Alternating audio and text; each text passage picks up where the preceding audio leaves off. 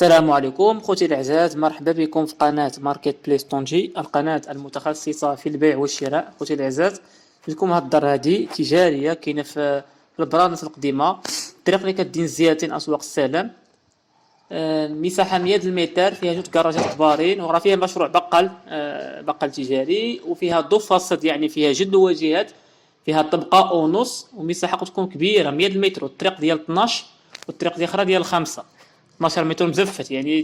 فيها جوج كراجات كبارين، الثمن ديالها همزة كيقول مولاها 120 د المليون، 120 فيها المفاهمة، الثمن قابل للنقاش.